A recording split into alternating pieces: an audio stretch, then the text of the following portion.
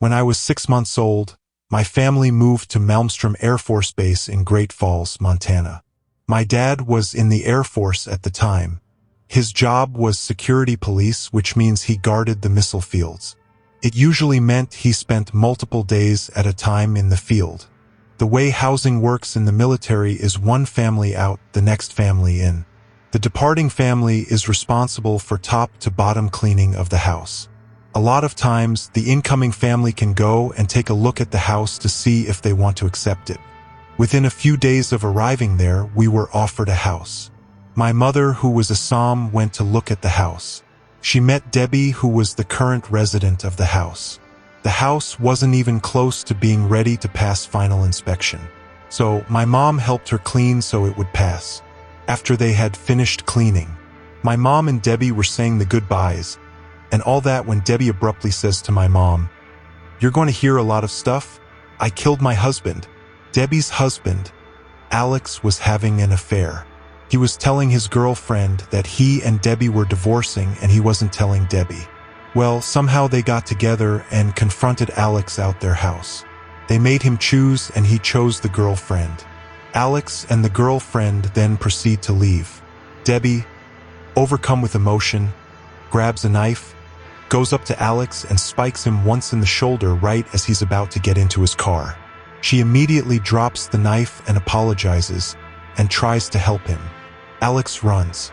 He ends up pumping all the blood out of his system and loses consciousness on someone's porch and eventually dies from massive blood loss.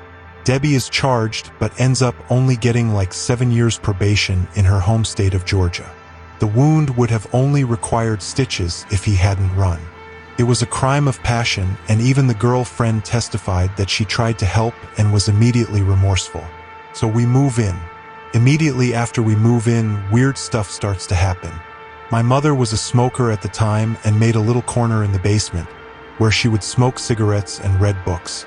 Sometimes the light would just click off, so she would just turn it back on at first. After it kept happening, she had civil engineering come out and check the wiring. They ended up coming out 3 different times, never finding anything wrong. Eventually, my mom would just ask for Alex to turn the light back on, and he would. Sometimes. One day, while down there smoking, the light went off, and when my mom asked to turn the light on, Alex proceeded to flash SOS in Morse code. That was the last time my mom smoked in the basement. I forgot this bit.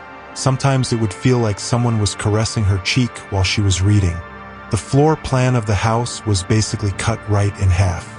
Going in the front door, the kitchen, dining room, and living room were all on the left in that order. About halfway into the house on the right was the door to the hallway that had all the bedrooms and the bathroom at the end of the hallway. My mom spent a lot of nights alone because of my dad's job. After she put us down for the night, she would close the door to the hallway and watch television. On a pretty regular basis, the door to the hallway would just open while my mom was watching television. At first, she thought it could be my older sister that was around for at the time. But when she'd check, my sister would be soundly asleep. The only other major incident that happened was one night. It looked like smoke was coming up from behind the television, and it took the shape of a man's face.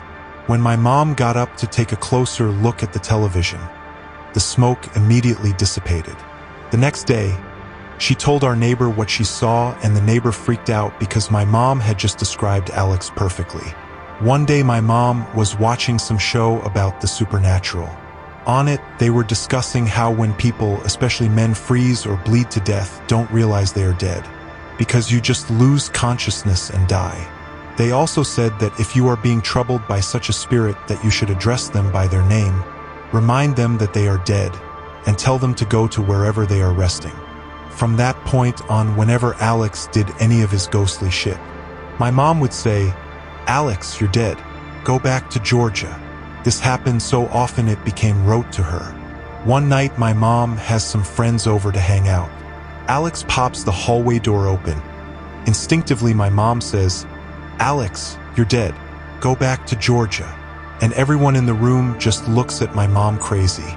She then has to explain the whole thing, and for the rest of the night, escort anyone down the hallway that has to use the bathroom. However, that was the final appearance of Alex. He finally realized he had died and found his peace.